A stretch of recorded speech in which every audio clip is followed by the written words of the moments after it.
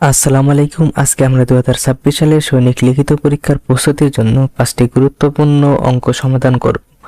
5টি অঙ্কের মধ্যে 2টি অঙ্ক আছে ঐকিক নিয়মের, একটি আছে লাভ ক্ষতির, একটি আছে শতকরার এবং একটি অঙ্ক আছে বীজগণিতিক মান নির্ণয়ের। তো চলো শুরু করি। আমাদের প্রথম অঙ্কে বলা আছে 60 জন ব্যক্তির 20 দিনের খাবার ছিল। 5 দিন পরে আরো 300 জন ব্যক্তি যোগদান করলে ওই খাদ্য আরো কতদিন চলবে? তাহলে 5 দিন পরে আরো 300 জন লোক আসে। আমাদের কাছে এখন তাহলে সময় আছে, টোটাল 20 দিন ছিল এবং 5 দিন চলে গেছে, তাহলে 15 দিন সময় আছে। এবং আমাদের কাছে 5 দিন পরে আরো 300 জন ব্যক্তি আসে, তাহলে আমাদের কাছে এখন টোটাল ব্যক্তি আছে 600 যোগ 300 সমান 900 জন। এখন 600 জন লোকের খাবার আছে 15 দিনের, কারণ 5 দিন তো অলরেডি চলে গেছে। তাহলে একজন লোকের খাবার আছে 15 গুণন 600। এখানে গুণন হলো কারণ এখানে বেশি হবে। 600 জনের খাবার আছে 15 দিনের, তাহলে একজনের জন্য খাবার আছে আরো বেশি দিনের, কারণ একজনের তো এই খাবারটা খেতে আরো বেশি দিন টাইম লাগবে। তাহলে 15 গুণন 600 এবং 900 জন লোকের খাবার আছে 15 গুণন 600 ভাগ 900। এই শূন্য এই শূন্য কাটা, এই শূন্য এই শূন্য কাটা, হয় ধরেন 9 কাটলে 2, 3 3 9, 3 5 15, তাহলে 10 দিনের। পরের প্রশ্ন, একটি পুকুর খনন করতে 200 জন লোকের লাগে 15 দিন। পুকুরটি 10 দিনে খনন করতে অতিরিক্ত কতজন লোক দরকার? এখানে একটি পুকুর খনন করতে 200 জন লোকের লাগে 15 দিন সময়, অর্থাৎ 15 দিন সময় লাগে 200 জনের। পুকুরটি খনন করতে একদিন সময় লাগে 200 গুণন 15 এতজন লোকের। এখানে গুণ হলো কারণ 15 দিন 200 জন লোকের যদি 15 দিন টাইম লাগে, তাহলে একদিন করতে আরো বেশি জনের প্রয়োজন হবে, এর জন্য গুণ হয়েছে। সুতরাং 10 দিন সময় লাগবে 200 গুণন 15 ভাগ 10। এইটা দিয়ে এটা কাটলাম, তাহলে 300 জন লোকের 10 দিন সময় লাগবে পুকুরটি খনন করতে। তাহলে অতিরিক্ত কতজন লোক দরকার? আগে ছিল 200 জন লোক, এখন লাগবে 300 জন লোক। তাহলে অতিরিক্ত আরো আমার 300 বিয়োগ 200 সমান 100 জন লোকের প্রয়োজন।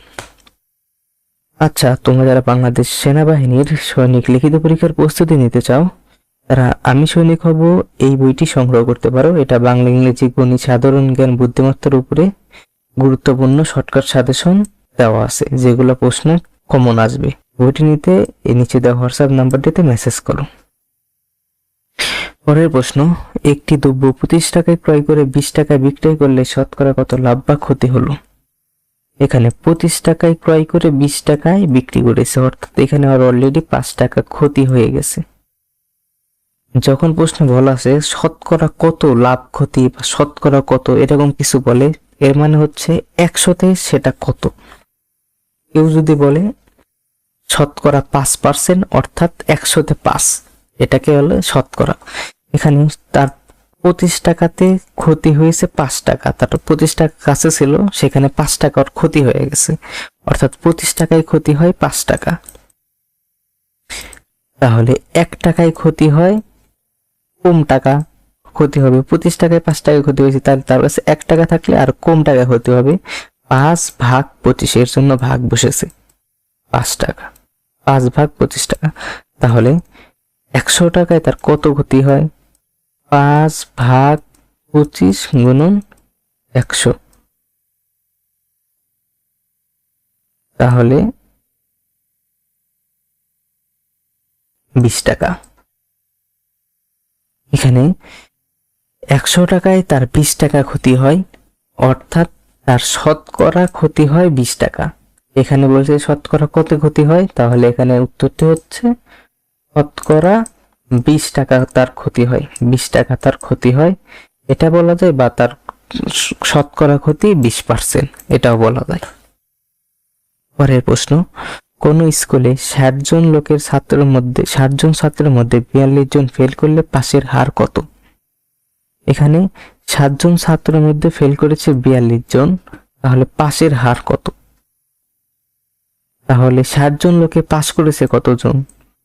60 বিয়োগ 42 অর্থাৎ 18 জন। এখানে 100 জনে কতজন পাস করেছে, তাহলে এটা বের করলে পাশের হার বের হবে। 60 জন ছাত্রের মধ্যে পাস করে 18 জন, তাহলে একজন ছাত্রের মধ্যে পাস করে কোনজন? তাহলে 18 ভাগ 60 জন,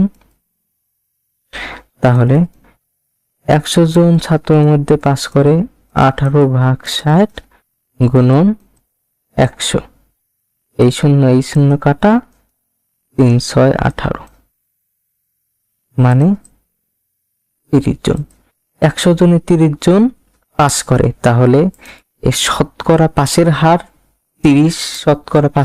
30, অথবা এখানে পাশের হার 30%। তোমাদের জন্য আমরা নিয়ে এসেছি বাংলাদেশ আর্মি লেখা প্রিমিয়াম সেনাবাহিনী টি শার্টটির কাপড়ের মান অনেক ভালো, সামনের গরমে তোমরা এটা পরতে পারবে। টি শার্টটি অনেক কমফোর্টেবল, টি শার্টটি দেখতেও অনেক ভালো। তাই তোমরা যারা টি শার্টটি নিতে চাও তারা নিচে দেওয়া হোয়াটসঅ্যাপ নাম্বারটিতে মেসেজ করো।